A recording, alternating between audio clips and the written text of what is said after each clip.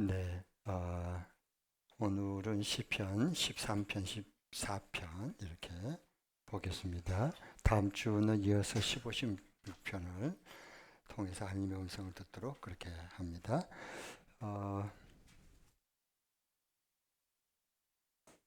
13편 여러분께서 읽어 오신 것처럼 우리가 그 어려운 정말 그 이유 없이 고난을 당했을 때 항상 우리 속에 그 비명을 지르면서 궁금한 게 뭐냐면 언제까지냐는 거야. 언제까지. 네, 다윗도 지금 그 고난 속에 있을 때 똑같은 거예요. 네. 언제까지 내가 하나님 나를 잊고 계십니까? 언제까지 내가 하나님께 외면을 당해야 됩니까? 내가 언제까지 이렇게 어려움을 견뎌내야 됩니까? 도대체 언제입니까? 이 때에 대한 부분이거든요. 때를 풀어야 돼요. 그래야지 그 모든 그 얽매임 속에서 자유, 해방을 맛보기 시작하거든요. 오늘 그 부분 좀 13편에서 보겠습니다. 언제까지입니까? 하나님, 언제까지입니까? 그런 부분이에요. 그러니까 이것은요, 질문인데 본질에 대한 질문이거든요. 이걸 철학이다 그래요. 철학. 철학은 본질에 대해서 계속 질문하는 거. 질문을 계속 던진 거예요. 그 철학이야, 그게요. 그런데 철학이 철학을 답을 못 줘요. 그래서 어떤 분은 신학이 답을 준다. 철학은 본질에 대한 질문을 던지고 신학은 그에 대한 해답을 준다. 이런 말 상당히 일리가 있잖아요. 네. 결국 예수 그리스도가 답이니까요. 자, 그러면 이제 첫 번째 왜 그러냐면 하나님의 침묵 때문에 그래요. 침묵. 하나님의 침묵. 네. 하나님 평상시에 잘 말씀하신 것 같다가도요. 내가 진짜 죽을 지경이 되면 꼭 죽을 것 같으면 하나님이 딱 이걸 다 제거를 채운 것 같아. 그러지 않나요? 아무리 불을 짓고 막 비명 소리를 짓고 해도요. 하나님은 계속 침묵한 것 같습니다. 침묵. 하나님 침묵. 그것 때문에 그래요. 다윗이 그 죽을 것 같다 그러잖아요. 오늘 여기 보십시오. 그래서 언제까지입니까? 그래 계속 그러거든요. 5번이나 나와요. 여기 1절부터 한번 2절 보겠습니다. 1절 13편 1절 2절 시작. 주님, 언제까지 나를 잊으시렵니까? 영원히 잊으시렵니까? 언제까지 나를 외면하시렵니까? 언제까지 나의 영혼이 아픔을 견디어야 합니까? 언제까지 고통을 받으며 괴로워해야 합니까? 언제까지 내 앞에서 의기양양한 원수의 꼴을 보고만 있어야 합니까? 네, 한마디로 얘기하면 원수들 앞에 이 얘기가 꼭 죽을 것 같은 거 죽을 것 같아. 우리 사람이 꼭 숨이 곧 넘어갈 것 같은 꼭 죽을 것 같은 답답해 미칠 것 같은 그런 때가 있잖아요. 그때 하나님 앞에 막 부르짖어요 우리는. 막 물로 통과하고 막 밤을 새가면서 기도하고 그래요. 그럼 하나님 계속 침묵하셔요. 참 하나님 그러시죠? 여러분은 그냥 하나님 그럼 오냐 불렀냐 그리고 다 그런 것처럼 계시니까 그런 거 별로 없어요. 네. 하나님은요 개돈 탈 때는 금방 찾아옵니다. 오지 말라 해도 신방 옵니다. 개돈 탈 때는 돈 잘 있냐? 그게 네 거냐 내 거냐 이런 걸 굉장히 잘 물어보거든요. 그러니까 그럴 때는 못 들은 척 하세요. 못 본 척 하세요. 근데 진짜 도움이 필요할 때 막 울부짖고 죽을 것 같을 때 하면 하나님 계속 입을 담고요. 가만히 계십니다. 참 희한하거든요. 그거 왜 그런가를 그 하나님을 알아야 되는 거예요. 하나님 침묵 때문에 그래요. 다윗은 그래서 하나님이 침묵하니까 두려움이 찾아오고 죽을 것 같잖아요. 죽음이 곧 코앞에 와 있으니까 두렵지 않을 사람이 어디 있겠어. 그래서 다윗의 두려움이요. 두 가지 때문에 두려워해요. 3절에 보면 내가 죽음의 잠을 잘까 봐. 이대로 죽을 것 같단 말이에요. 이대로 죽음의 잠을 들 것 같아. 예. 3절 보겠습니다. 3절 누가 한번 읽어주시겠어요?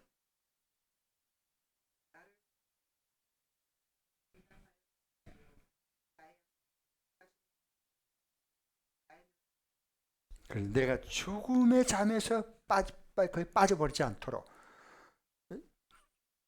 죽으면 안 되죠. 죽으면. 예. 그래서 두려움이 왔고요.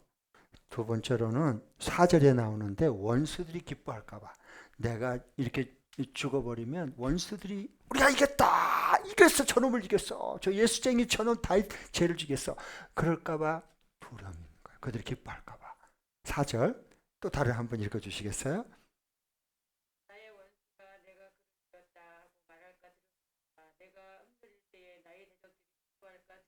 네, 이것 때문에 그래요. 하나는 자기 자신의 죽음에 대한 부분에 두려움이 있고, 다른 하나는 그것을 나를 대적하고 공격하는 그 원수들이 기뻐할까봐, 춤을 출까봐 그것 때문에 두려운 겁니다. 네. 자, 그런데 이 두려움을 어떻게 극복할 건가 하는 거예요. 사람 누구나 다 두려움이 있거든요. 네. 이 두려움을 어떻게 극복하느냐? 한 가지 분명한 것은요, 다시 하나님 극복하게 하셔야 두려움을 이길 수 있게 해주셔요. 그런데 내 환경의 변화가 아니라 내 태도의 변화를 시킵니다. 이거 굉장히 중요한 열쇠예요. 열쇠. 두려움을 이겨내고 풀 수 있는 열쇠가 이겁니다. 우리는 대부분은 뭘 생각하냐면요, 내 환경이 어렵고 힘든 이 환경이 변화되게 바꿔지기를 원해요. 네. 그렇죠, 대부분. 근데 하나님은 그렇게 하지 않는다는 거예요. 오늘 13편에 보면 다윗이 그것을 대하는, 환경을 풀어내고 읽어내는, 대처하는 태도를 바꿔주는 겁니다. 이게 중요한 거예요. 예. 우리는 가만히 있고 그 다음에 모든 환경이 다 바뀌면 바라는 거예요. 잘 안 바뀌어요. 그러면 그 고난이 길어져 버려요. 연 늘려지듯 늘어지는 거예요. 그러면 그러니까 그 우리 인생의 삶에서 그런 영적인 통찰력이 굉장히 중요해요. 그럴 때요. 네. 그리고 또 다른 하나는 뭐냐고 보니까 내 환경의 변화보다 내 태도, 삶의 자세를 바꾸는, 이 고난은 내 삶의 태도를 바꾸는 거거든요. 지금까지 살아온 모든 것을 그대로 가지고는 안 돼요. 이 모든 이 두려움을 극복할 수가 없어요. 이겨낼 수가 없는 거, 물리칠 수가 없어요. 그러면 하나님이 이것을 통해서 새로운 내 삶의 자세와 태도를 바꾸는 거거든요. 그 바뀌면 돼요. 네. 그 다음에 또 다른 하나는 헤세드입니다. 헤세드. 헤세드가 뭐냐면 히브리어로 인자, 언약적인 사랑, 언약적인 사랑. 하나님이 언약을 했는데 그건 하나님이 반드시 지킨 그 언약 속에 있는 사랑, 인자, 긍휼하심. 이게 헤세드입니다. 헤세드. 네. 아셨죠? 헤세드는 없는 것을 새롭게 자신의 고통을 당하시고 새롭게 만들어내는 거, 창조하는 게 헤세드다 그런 거예요. 네. 그래서 이겨내는 거. 여기 5절 6절을 보겠습니다. 5절 6절을 보세요. 하나님 이 탄원이 하나님의 언제까지입니까? 라고 그 비명과 울부짖음이 찬송으로 바뀝니다. 드디어. 왜냐하면 이게 두 가지가 임해서 그래요. 내 환경에 대한 태도가 이게 바뀌었고, 그 다음 또 다른 하나는 헤세드, 하나님의 셀 수 없는 그 언약적인 사랑이 임하는 거예요. 그 인자하심과 긍휼이 그걸 덮는 거예요. 그러니까 바뀌는 거예요, 이게요. 자, 그래서 5절 6절 읽겠습니다. 여기 맨 마지막 5절 6절 시작. 그러나 나는 주님의 한결같은 사랑을 의지합니다. 주님께서 구원하여 주실 그때에 나의 마음은 기쁨에 넘칠 것입니다. 주님께서 나를 너그럽게 대하여 주셔서 내가 주님께 찬송을 드리겠습니다. 네, 그러나 하면서 이게 대반전이거든요. 그러나 지금까지는 주여 언제까지입니까? 나는 두려움이 있습니다. 내가 죽음의 잠을 잘까? 이대로 죽을까봐 난 두려움이 있고요. 그 다음에 원수들이 내가 죽는 걸 보고 야 우리가 이겼다. 하나님이 어디 있냐? 예수쟁이들 저것들. 그리고 그런 모습을 볼까봐 내가 두렵다는 거예요. 그런데 6절에 그러나 대반전이라는데 나는 주님의 한결같은 사랑을 의지합니다. 이겁니다. 이게 헤세드입니다. 헤세드. 한결같은, 변함이 없은, 셀 수가 없는 그 하나님의 헤세드가 임하는 거예요. 그러니까 달라지고, 사람 그러면 다 변화가 되거든요. 달라지게 돼 있어요. 모든 걸 이겨낼 수 있습니다. 그러면. 예. 아멘. 그래서 주님께서 나를 너그럽게, 얼마나 나를 너그럽게 대해주시는지, 네. 내가 주님을 이렇게 찬송으로 올립니다. 이거요. 그리고 딱 13절을 끝나 찬양으로 마쳐요. 자, 그러면 이제 조금 더 이제 깊이 좀 얘기를 하겠습니다. 저 여러분 좀 얘기를요. 앤드류 수사코가 쓴 침묵이라는 책이 있어요. 제가 20대 이 책을 읽었어요. 정말로 눈물도 흘리고 진짜 더 많은 도전을 받았어요. 도대체 예수 믿는다는 게 뭘까? 내 인생이 예수님을 믿는다고, 그리고 다른 것이 내 인생의 과연 무엇일까? 이런 부분을 청년 때 많이 고민을 했어요. 예, 그에 대한 해답을 거기서 제가 좀 이렇게 많은 해답을 찾았고 울림을 제가 예, 울림이 있었어. 울림. 사람이 울림이 있어야 되거든. 네. 그게 이제 이 침묵이란 책인데요. 쉽게 얘기하면 이런 얘기예요. 내용을 간단히. 그 포르투갈 신부가요. 이제 일본에 이제 선교를 가요. 그런데 거기서 이제 복음을 전해가지고 일본 복음화율이 굉장히 낮아요. 지금도 낮습니다. 참 전도하기 어려워요. 일본은. 이제 그 신부가 이제 가서 복음을 전해가지고 그 다음에 전도를 했어요. 그 전도 열매가 점점 맺었어요. 그러니까 어떤 일이 벌어냐면요. 그 핍박이 일어나 핍박. 근데 어떻게 어느 한 농부 이제 농촌에 농부가 둘이 있어. 둘이 너무 신실한 그리스도를 너무너무 잘 믿는 거예요. 예.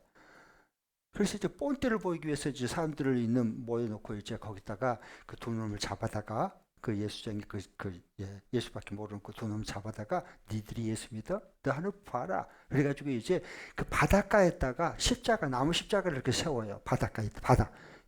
물물 썰물이 들어갔다 나갔다 할 때 추운 겨울에 여기다 긴 이렇게 십자가를 세워가지고 거기다가 십자가에다가 담아매요. 그 추울 때 바닷가는 추울 때 얼마나 추운지 모릅니다. 바닷가는. 네. 뭐 이게 산이라도 뭐 찬바람이 이렇게 뭐 가로막을 게 하나도 없잖아. 바닷가는. 그래서 거기다 십자가 이렇게 세워가지고 묶어놨어 두 놈을. 네. 그러니까 이게 추운 겨울에 물이 들어오면 여기까지 차가지고 곡숨이 넘어가려고 그래. 어? 그 다음에 또 이게 썰물이 빠져나가죠. 빠져나가면은 온몸이 이게 추웠고 막 돌돌 떨어가지고 이거 얼어버려 몸이. 그러니까 일주일 동안 그렇게 고생하다가 순교를 당합니다. 예. 그런데 이제 그 다음에 계속 이어지는 거예요. 그래서 이제 요 신부, 외국인 신부란 마음대로 어떻게 잡아서 체포를 못하고 정기 고문하고 두드려 팰 수는 없단 말이에요. 그 국제적인 문제가 되기 때문에. 그러니까 어떻게 하냐면 더 고통을 이 신부에게 자기가 전도한 사람들을 잡아다가 신부를 앞에 가만 보게 만든 거예요. 그래가지고 이들이 이제 계속 인간 이하의 취급으로 고통을 주고 고문을 당하고 막 시키면서 얘들을 살려줘야 되니까 막 살려달라니까 살려주겠다 그러면 신부에게 얘기해요. 예수님의 그 사진을 이거 받고 질질 밟아라. 그러면 얘들을 살려주겠다, 풀어주겠다. 만일 경우에 밟지 않으면 당신 보는 앞, 신부 보는 앞에서 애들을 죽이겠다. 그럼 여러분 어떻게 해야 돼? 내가 전도한 사람이야. 그럼 여러분이라면 이 신부라면 어떻게 하겠어요? 1.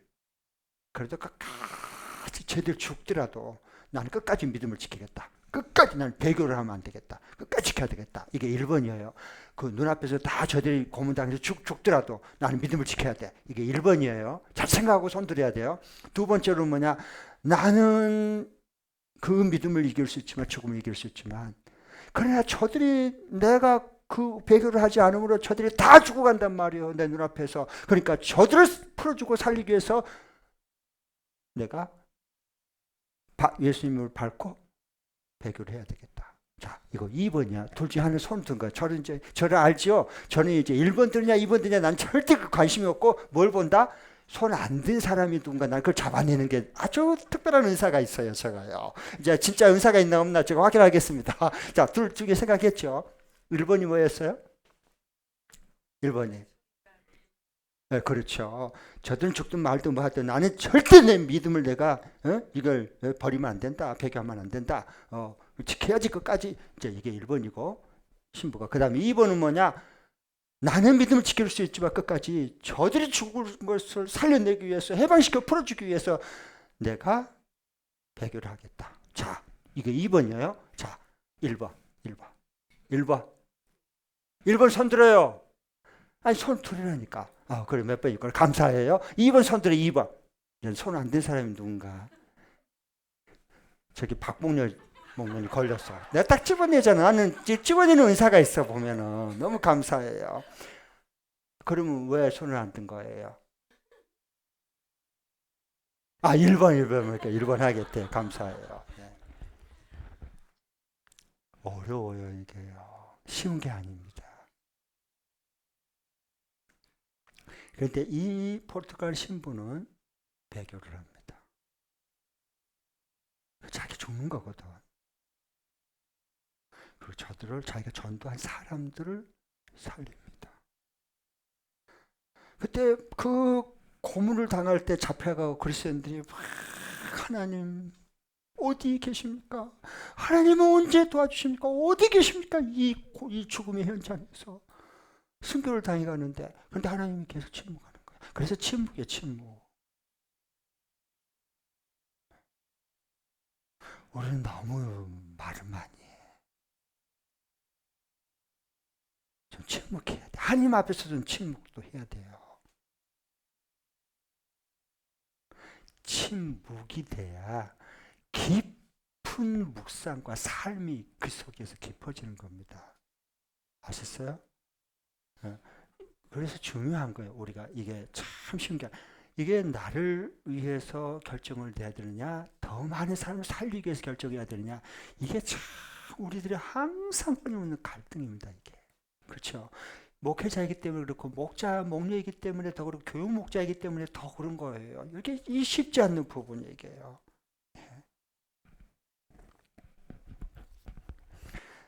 자, 그러니까 하나님, 우리가 성경을 우리가 봐도요, 하나님의 일하심을 역사를 보고 기독교 2000년 역사를 봐도 마찬가지고 한쪽으로 보면 안 돼요. 절대. 저는요, 어느 쪽을 이렇게 좌우나 우측으로 막 이렇게 하는 거 난 그거 싫거든요.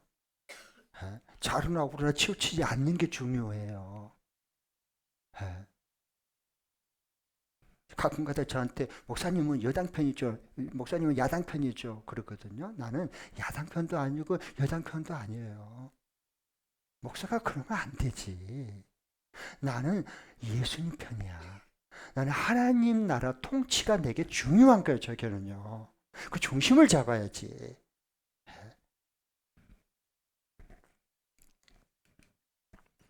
자, 그 다음에 여기 보면요, 봐보세요. 성경을 보면요, 알다가도 모를 일이에요.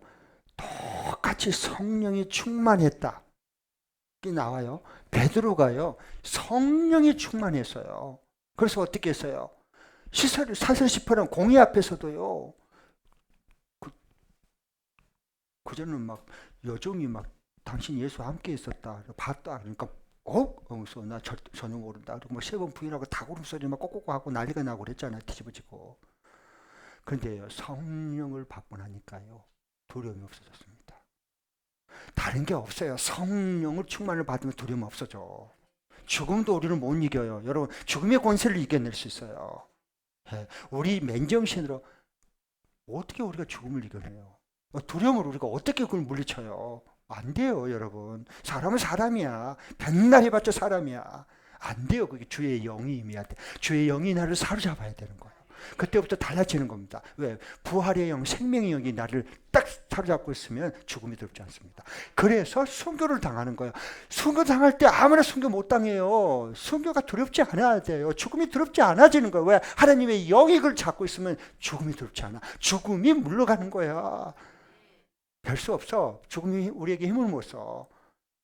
그게 성령의 사람이야. 자, 그러면 똑같이 보면 이 베드로가 성령이 충만해지니까요, 겁이 안 나. 두려움이 없어. 죽음에 대한 겁이 없어. 죽으면 죽지 뭐. 이런 거야. 베드로가요, 하나님의 영이 우리 사로잡으니까 그래요. 그래가지고 한 번 복음을 전하는데 3,000명이 돌아오고 막 5,000명이 막 구원의 열매를 맺고 막 이렇게 되는 거예요. 감옥에 갇혔는데 온 성도들이 그 다음날 그 헤로스 대왕이 끄집어냈고 베드로 죽여야 되겠다. 이 판에 스데반 죽인 다음에 이 판을 여론을 몰아가지고 이때다. 물 들어올 때 노를 져야지. 이렇게 정치꾼들은 대단하거든. 그런 게요. 그러니까 옛날이나 지금 똑같아요. 헤롯이나. 그러니까 그러기 위해서 내일 아침에 옆판에 열쇠를 몰아서 여론이 막 이렇게 올라가니까 잘 됐다 이건. 그래서 내일 아침에 잡아다가 베드로 사도 감옥에 잡은 다음에 꺼내가지고 죽여야 되겠다는데 교인들이 모여서 막 그 기도를 했어요. 그러니까 하나님 천사가요, 안에서 그 감옥 갇혀 있는 안에서 문을 열어가지고요, 그를 베드로를 잡고 끌고요, 기도하는 곳으로 왔어요. 중보 기도하는 곳으로. 그러니까 문을 두드리니까요, 막 기도 중에 있는데 문을 두드리니까, 그러니까 로데로 가는 그 여종이 가가지고 딱 봤더니 베드로야, 베드로, 감옥에 갇혀갖고 내일 죽을 판인데 지금 기도하고 빨리 지금 이게 살려달라고 기도하고 있는데 보니까 베드로가 대문 앞에 와 있는 거예요. 그래서 그러면 어서 오십시오 그러면 되는데 너무 놀란 나머지 그냥 어떻게 했어요? 그냥 세워놓고 그냥 가서 기도하는 사람들에게 베드로가 지금 여기 문 앞에 와 있습니다. 베드로 사도가 지금 문 앞에 있습니다. 응답이 됐습니다. 그러니까 말 같은 소리 하고 있어요. 그 감옥에 갇혔는데 어떻게 나오냐고. 그러니까 우리 기도해놓고 안 믿어. 우리는 진짜 안 믿는데 도사들입니다. 그러니까 분명하게 기도 응답하면 우리가 까무러쳐 버립니다. 우리가 쓰러져 버려요. 그러니까 조심해야 됩니다. 응답도 받은 것도. 하나님 살려줘서 오게 순교 당하기 직전에 한 옥문을 풀어가지고 천사가 데리고 와서 기도의 현장에서 응답을 확인하게 했습니다. 성령 충만한데. 그런데 스데반 집사 봐보세요. 성령이 충만했는데 예수 복음 전하다가 돌에 맞아 죽어버렸어. 어떻게 이거 이해해야 돼요? 아 그러면 사도는 살리고 집사는 죽이는가? 아니 그런 분 아니신데. 그건 아니잖아. 이건요 하나님 주권에 있는 겁니다. 그래서 우리가 하나님의 주권을 인정해야 돼요. 그러면 모든 우리의 삶이 복잡했던 사르고 얽혀 섞인 분은요 심플해지는 거야. 단순해야 돼. 단순해야 파워가 나오는 겁니다. 인생을요. 네. 복잡하면 힘들어요. 생각이 복잡하면 진짜 힘들어. 그 옆에 가면 머리가 아파버려요. 그건 안 돼요. 그러면요. 심플. 예수님 봐보세요. 삶의 예수님의 그 스타일을 보세요. 심플. 파워가 나오잖아요. 그러니까 제일 중요한 거 아버지의 나라와 그 뜻 이거 구하고 순종하고 사는 거야. 심플. 그냥 하나님 나라로 살잖아요. 예수님이 계신 곳이 하나님 나라가 임하잖아요. 벌써 달라. 그러니까 이게 그랬어요. 다니엘 세 친구들도 봐보세요. 푸른불 용광로 속에 있는데 금신상 앞에 절한다고 걸려가지고 고발당해가지고 꽁꽁 묶어갖고 푸른불 속에 집어넣어버리잖아요. 집어넣겠다고 그러니까 한 번 마지막 기회 주겠다. 그러니까 이 세 친구들이 뭐라 해요? 왕이시여 상관하지 마십시오. 묶어서 그 용광로 속에 푸른불 속에 뻘뻘 끓는 곳에 던져도 하나님 건져낼 겁니다. 건져내지 아니하실지라도 우리는 절대 왕 앞에 신상 앞에 절하지 않습니다. 풀불에 던졌어요. 그럼 어떻게 됐죠? 안 타. 몸만 타요. 묶은 밧줄만 타. 희한하거든. 그리고 거기 세 명이 다니엘 세 친구 던졌는데 왕이 보니까요 넷째 신의 형상을 닮은 아들이 거기 있는 거예요. 그게 예수 그리스도예요. 그게 천국이에요. 주님 함께하는 곳이. 아멘. 거기서 구원의 역사가 생명의 역사가 일어나고 승리가 거기서 일어나잖아요. 바로 그거예요, 여러분. 자, 그러면 질문 하나 할게요. 하나님이 기뻐하는 믿음이 어떤 믿음일까 하는 거예요. 히브리서 11장 6절에 보면 나와요. 히브리서 11장 6절 잘 알죠? 하나님이 뭘 기뻐해요? 믿음을 가질 때 기뻐하는 거야. 하나님은 다른 것 가지고 보지 않아요. 우리 속에 예수 그리스도를 진짜 믿는 믿음을 보면 하나님 기뻐하시는 거예요. 예수님도 내 믿음이 너를 구원하였다. 내가 이스라엘 중에서 이만한 믿음을 본 적이 없다고 막 기뻐하시잖아요. 우리 믿음이 있어야 하는 예수님을 믿는 믿음이 있어야 하나님 그걸 보고 기뻐하지. 그래서 금보다도 귀한 믿음은 참법의 대도다 그런 겁니다. 네. 그 믿음이 있어야 돼. 그런데 그 히브리서 11장 6절에 하나님이 믿음이 없이는 기쁘시게 하나님 기쁘시게 못하나니 무슨 믿음이? 하나님께 나간 자는 반드시 그가 계신 것과 이 믿음이 있어야 되고요. 그를 구하는 자에게 하나님 상 주신이심을 믿어야 할지니라. 그 결국 상을 주시는 거. 요 믿음 아니 기쁜 믿음이 아닌데 상 주신 분을 믿는 믿음이요. 자 그런데 이러고 이제 우리 모두 다 상 받읍시다. 기적이 일어납니다. 이러면 아멘 아멘 할렐루야 다 그래. 근데 그건 반쪽밖에 아니야. 성경은 히브리서 11장 믿음장인데 그 얘기만 하려고 하는 건 아니라는 거야. 두 가지 믿음이 있어요. 히브리서 11장에 보면 하나님 기뻐하는 믿음 두 가지 믿음.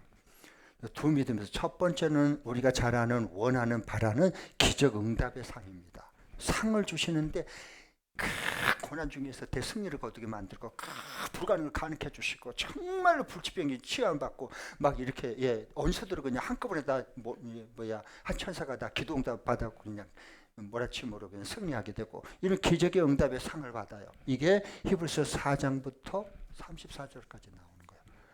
11장 4절부터 34절까지 나와요. 쭉 나와요. 이게요. 요 첫 번째 믿음, 이 기적의 응답의 이 상을 받는 이 믿음입니다.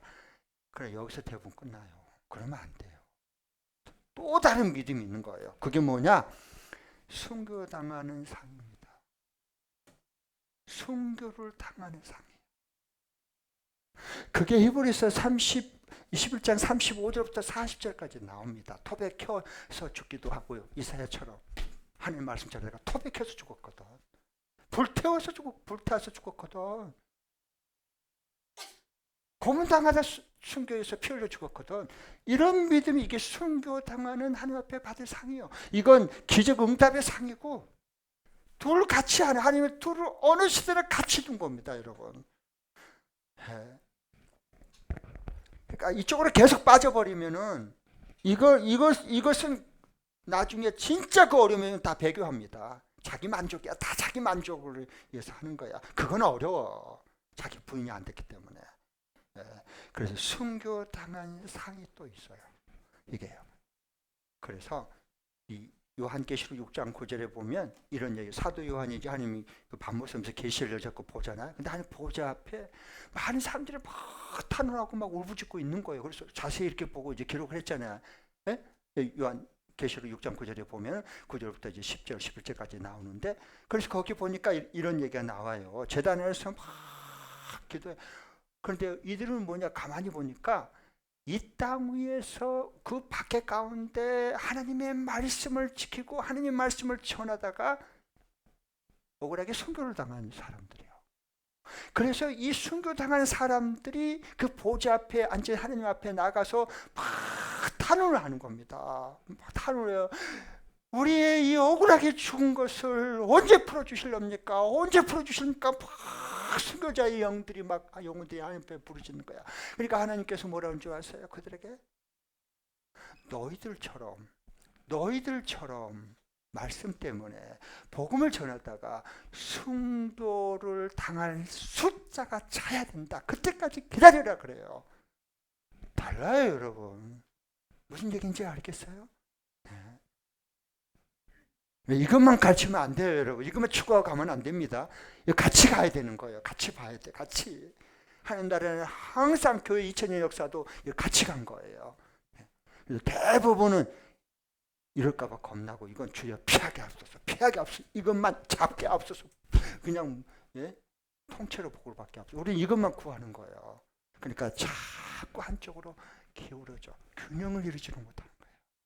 그러니까 어려움만 조금만 오면 견디지를 못해. 불편해서. 왜? 이것만 추구하다가 이게 딱 어려움이 오니까.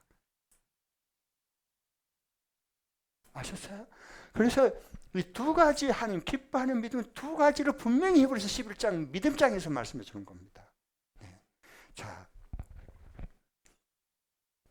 그 다음에 그럼 여러분은 기적 응답의 상을 쪽으로 많이 마음이 가 있어요? 복음 전하다가 땅까지 복음 전하다가 순교를 당하도록 복음을 전하겠었는데 하나님 옆에 가서 상을 받겠다. 요 상도 같이 쪽으로 더 가까워요. 어느 쪽이 더 가까워요? 대답은 안 했을 때 한 번쯤 그래 생각을 해보자는 거예요. 정말 내 믿음을 한번 점검해 보자는 거예요. 돌아보는 시간이 굉장히 필요합니다. 자, 그러면 14편을 볼 터인데 이건 이제 없다가 있어. 없다. 두 가지.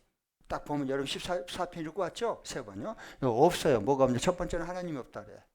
어리석은 자, 우매한 자는 하나님이 없다라고 해요. 하나님이 없으면 기고만장하고 마음대로 폭력을 행하고 범죄를 행하고 그 다음에 많이 오는 사람들을 괴롭히고 다 빼앗고 마음대로. 왜? 하나님이 없으니까. 얼마나 세상이 악해진지 몰라. 하나님이 없는 사회 보세요. 하나님을 부인하는 북한 김정은 정권 그 안에 있는 국민들, 백성들 보세요. 저 시진핑 밑에 있는 저 독재 정권 그 백성들을 보세요. 저 러시아에 있는 저 푸틴인가 푸드덕인가 저 해가지고요 전쟁을 해서 저 양민들 젊은이들 잡아다가 다 죽이잖아. 전역태 내보내서. 하나님이 없으면 그래. 우리 대한민국도 하나님이 없으면 전제주의 독재자가 나타나는 거예요. 조금 히틀러 같은 자가 김일성 같은 놈이 나타나는 거야. 김정은이 보세요. 고모부 화염 방사를 쏴 죽여버립니다. 이복형 그거 뭐야 그냥 해서 죽여버리잖아요. 독살해가지고. 그리고 눈 깜짝도 안 합니다. 하나님이 없으면 사람은 그 사람들뿐만 아니라 누구나 다 어느 시대든지 정말로 악해집니다. 왜? 하나님이 없으니까. 아셨죠? 네. 그래서 세상에 너무너무 이렇게 악해져 버렸어요. 자식이 부모 때려 죽여버리고 돈 때문에 보험금 타려고요. 갔다가 그냥 아주 위한 척 우리 저기 물놀이 내가로 가자 계곡으로 가자 그래갖고 그냥 푹 떠갖고 밀어가지고 안 건져줘. 보험 다 먹어. 아셨죠? 그런 세상이 돼버렸어. 왜? 하나님이 없으니까. 하나님 없다니까. 자, 14편 1절을 보십시오. 14편 1절 다 함께 시작. 어리석은 사람은 마음속으로 하나님이 없다 하는구나. 그들은 한결같이 썩어서 더러우니 바른 일을 하는 사람이 아무도 없구나. 네. 하나님 없다. 어리석은 사람, 우매한 사람은 그 마음의 속으로 하나님 없어. 무슨 하나님 있어? 야, 하나님 좀 보여줘 봐봐. 이렇게 하는 거예요. 지금도 그런 우리 얘기를 많이 듣잖아요. 안 믿는 사람들 아이고 비난하는 사람들, 안티크리스찬들에게 얼마나 많이 우리가 악플을 당하고 얼마나 많이 그런 말을 듣습니까? 야, 하나님 어디 있어 하나님이? 이렇게 하는 거예요. 그런 사람들 얼마나 그 댓글을 달아서 격려해주고 응원해주고 힘을 실어주고 좋은 순풀을 달아야지. 악하니까 악플을 다는 거야. 내가 얼마나 악한 사람이니까 이걸 보여준 거 스스로 드러내잖아. 그러니까 하나님이 없다고 그러니까 그렇게 되어버린 거예요, 그냥요. 네. 어리석은 부자도 하나님 없다 그러니까 뭐 소출이 늘어나니까 창고 여러 개 짓고 내 영혼아 이제 마음껏 먹고 쉬고 놀자. 그런데 하나님 보실 때 이 어리석은 자야. 이 어리석은 이 생각 골빈 놈아 그 말이거든. 이 생각이 없는 놈아. 네 영혼 오늘 밤에 내가 부르면 그 준비하는 거 누구 것이 되겠니? 너 그거 한 번쯤 생각하고 사는 거야? 그 말이에요. 하나님 없으면 이렇게 돼버려요, 사람은요. 뭐 별 수 없어 부자라고 뭐 강자라고 다 똑같습니다. 젊은이나 다 연세에 많은 사람이나.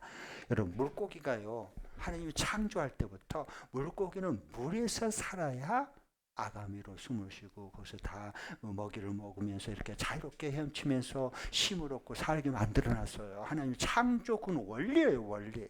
그런데 이놈의 물고기가 왜 나는 어항 속에 같이 살아? 나도 인간처럼 나도 살 거야? 왜? 어? 인간 너희랑 우리가 똑같아. 나는 어항 밖으로 나는 세상을 밖에 나가 살 거야. 펄떡 뛰어나왔대. 그래가지고 처음에 이렇게 펄떡 뛰니까 너무 좋지. 야, 안 보이고 또 보이고 나도 사람처럼 되겠네. 예? 그런데 조금 있으니까 비늘이 다 이제 물기가 마르니까 어떻게 해요? 뒤집어져 버렸어. 그래갖고 아가미를 깜빡깜빡하고 숨이 곧 넘어가. 그리고 눈동자가 뒤집어져. 그래갖고 운명하셨대. 운명하셨어. 물고기가. 그러니까 운명하면 어떻게 돼요? 그 다음에 썩지. 생명이 떠나면 썩어요. 부패해요. 그래서 세상이 부패한 거예요. 하나님의 생명이 떠나면 누구나 다 악해지고 부패한 겁니다. 사망이 그 왕노릇을 하는 거예요.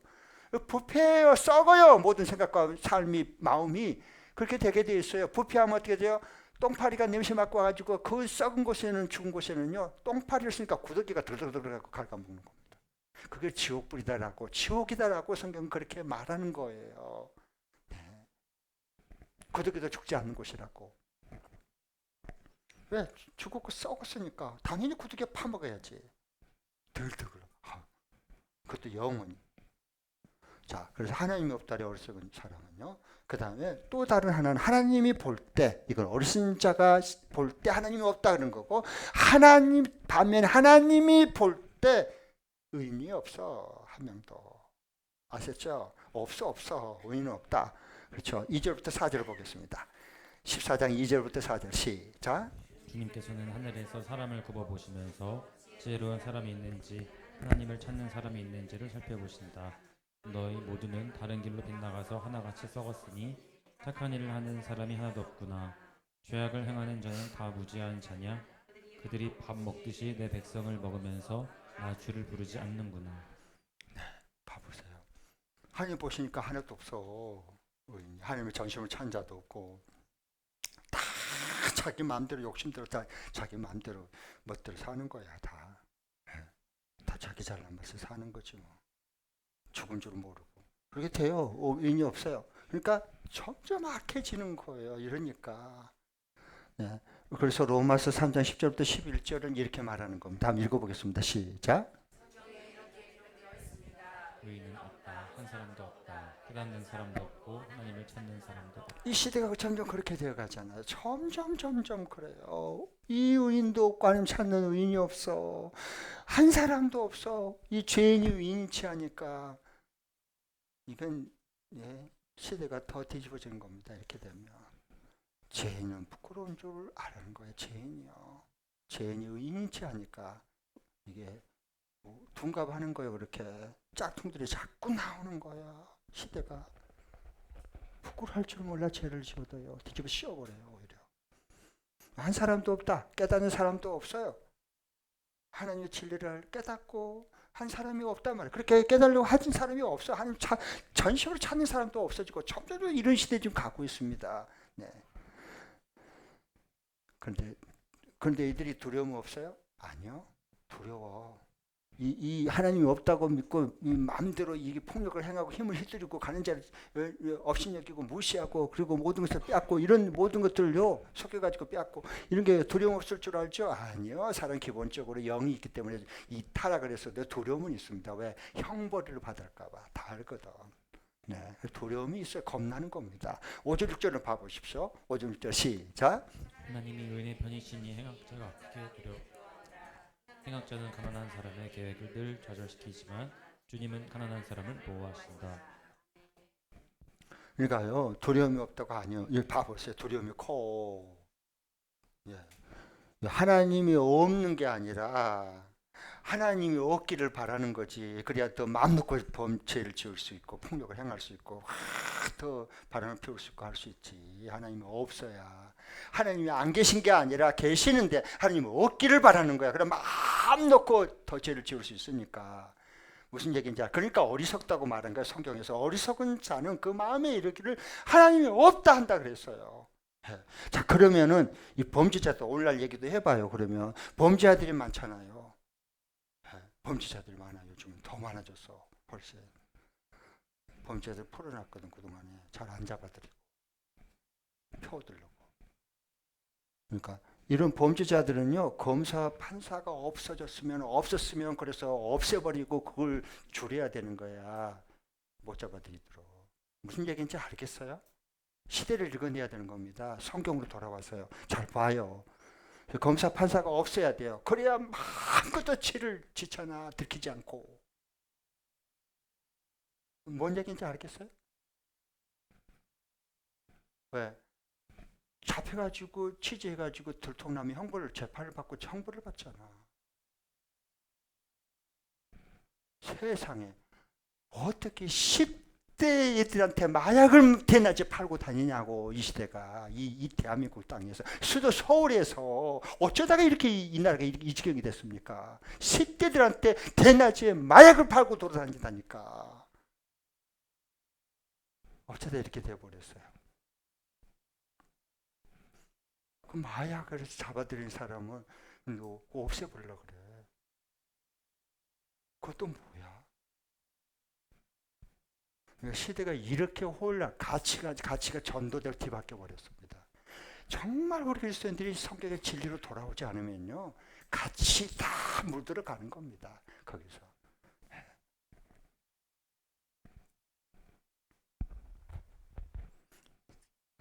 청소년들이 마약 중독되면 저거 빠져나오기 어렵습니다. 일평생 때 중독 팬이 되는 겁니다. 저렇게 되면. 전 무서운 걸. 피자 옛날에는요. 마약 하나 몰래 살려면요. 어마어마한 돈을 들었기 때문에 돈이 없으면 못 샀어요. 지금 이제 피자 한 판이면 마약 한 대 맞아. 어디? 저거 미국? 아니요. 대한민국 땅이다니까 지금. 이 지경이 되어버렸어요.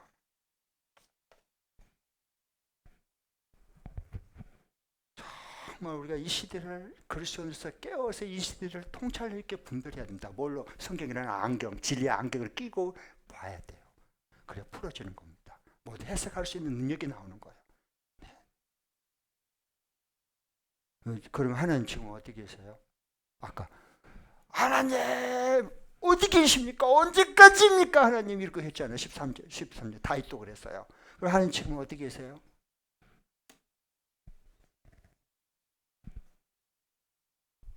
응? 하나님 지금 어디 계세요? 하나님 영이시잖아. 눈에 안 보이잖아. 하나님 어디 계셔요? 여러분 하나님 살아계신 걸 믿습니까? 대답은 해봐요. 이로부터 대답까지 안 하려고 그러더라고. 그래서 좀 해봐요. 하나님 정말 살아계심을 믿습니까? 아멘, 아멘. 그래요. 그럼 하나님 지금 살아계신다면 어디 계세요? 응? 어디 계시냐고 하나님이.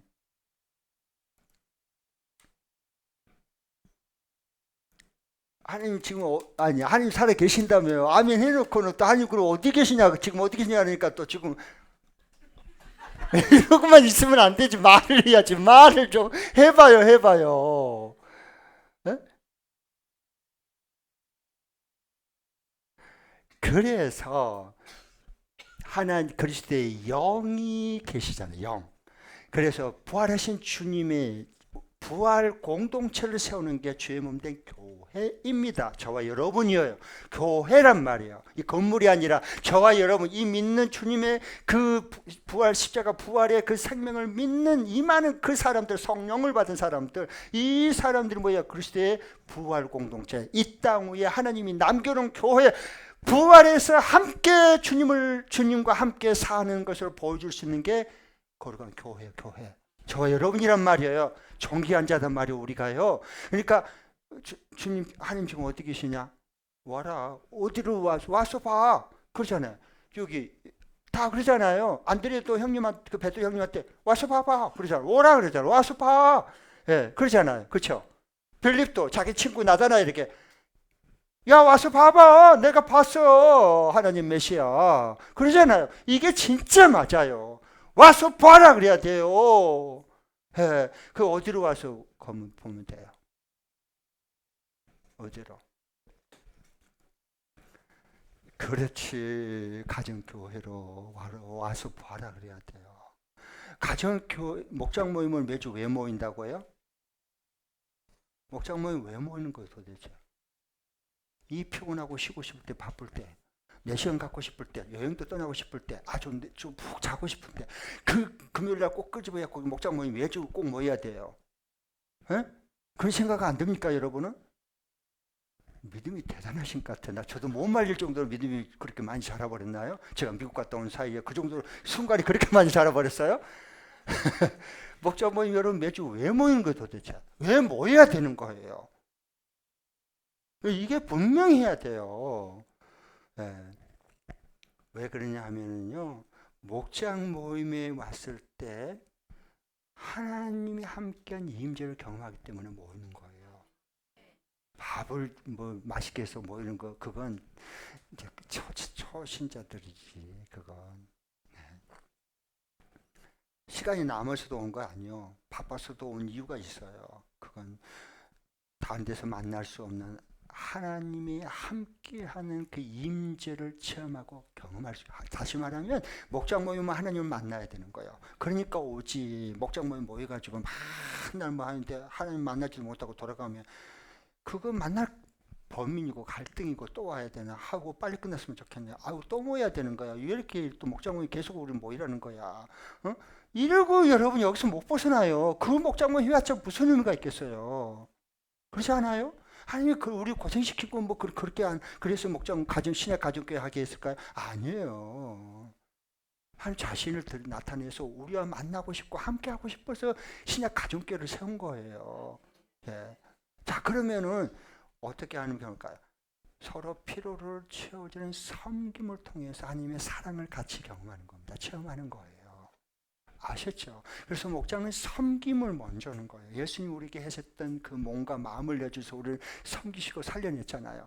우리는 밥을 주고 배고픈 사람에게 피곤한 사람들에게 그게 힘을 주고 그 다음에 마음이 정말 울적한 사람에게 위로와 격려를 주고 그렇죠? 이게 섬김이에요. 섬김을 통해서 하나님의 사랑을 체험하는 겁니다.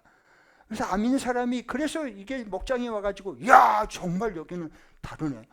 어떻게 이렇게 사랑이 넘치고 서로 섬기려고 그러고 도와주려고 그러지? 그러면서 그들이 마음이 열리는 거예요. 왜? 하나님의 사랑이 그들을 터치하는 겁니다. 성경을 통해서. 그 다음에 삶을 감추지 않고 위장하지 않고 잘난 체하지 말고 아니 체하지 말고 자기 한 주간 삶의 실수까지 다 서로 돌아가면서 나누는 거예요. 나눔, 마음을 나누고 삶을 나누고 가진 것을 나누고 이게 나눔을 통해서 우리의 병든 내적인 치유가 일어나는 거예요. 그거 경험하는 겁니다. 회복이 되잖아. 목장에서 부부가 싸우고 하는데 목장에서 와가지고 그때 얘기할 때 어머 그랬구나. 우리 남편이 우리 아내가 그것 때문에 그렇게 속상해했구나. 나는 그거 몰랐네. 이제 알았네. 그러면서 여보 미안해. 그리고 화해하고 그리고 손잡고 돌아가잖아. 이게 하나님의 치유를 맛보는 겁니다. 회복을. 어디서 이게 되겠어요? 목장이니까 가는 겁니다. 네. 그 다음에 우리 힘으로 할 수 없는 것이 있어. 그것은 우리가 불안해하고 절망한 게 아니라 기도하는 거예요. 왜? 기도 응답 받으면 하나님의 능력이 체험되니까. 그래서 신약 가정교회로 우리를 모이라 그런 거지. 뭐하러 우리 아버지 하나님께서 그 모이라 그래서 우리 잘 되고 우리 복되고 우리 회복시키고 우리가 정말 이 세상을 이길 수 있도록 해주고 싶어서 신약 가정교회로 모이는 겁니다. 할렐루야. 네. 자, 그럼 하나님은 어디 계세요? 우리 가정교회에 있어요. 목장 모임. 그래서 와 봐라 그래요. 그런 자신감이 확신이 있어야 돼요. 그래 하나님 영혼을 VIP를 보내주죠. 올까봐 겁나면 다 알아버릴까 겁나는데 하나님 안 버립니다. 그러면 안 붙여. 자, 이게 자 그러면 이제 마지막 사실을 진리로 보겠습니다. 참 감사한 게요. 2주 전에 우리 김순성 교수님 와서 설교하셨죠. 주일날 1부, 2부. 그분하고 저 미국 갔다 와서 제가 통화를 했어요. 고맙다고. 교수님 이렇게 먼 길 오셔서 우리 교인들이 꼭 필요한 말씀 전해서 제가 또 그 다음에 유튜브 제가 다 들었거든요. 너무 감사합니다. 꼭 필요한 말씀을 전해주셔서 너무 고맙습니다. 그러니까 이 교수님 기다렸다는 심한 흥분이 돼가지고 목사님 내가 열리문 교회고 두 가지를 놀랐습니다. 첫 번째로는 와서 보고 세상에 이런 교회가 있나. 이런 교회, 그러니까 자기가 여러 교회에 다 설교되고 그렇지만 우리 열리문 교회처럼 이렇게 살아있는 교회, 이렇게 사모하는 교회가 이렇게 껴있는 교회가 없었다는 거예요. 열기가 느껴집니까? 네. 세상에 이런 교회가 있다는 게. 네. 그 다음에 두 번째로는 그러니까 자기 교수님이 기도를 먼저 했는데 여기 오기 전에 한 번도 안 와봤지만 오기 전에 자기 마음의 감동이 오기를 내가 지금 열리문 교인들이 와서 예배 드리는데 열리문 교회로 주일날 가는데 뭐냐 이 시편에서 나온 것처럼 그냥 시온성 높은 시온성으로 올라가는 그게 감동으로 보이는 거예요. 근데 그리고 진짜 그럴까 하고 와서 이렇게 자운전하고 와서 봤더니 세상에 시원성처럼 산 중턱이 있더래. 열리문 교회.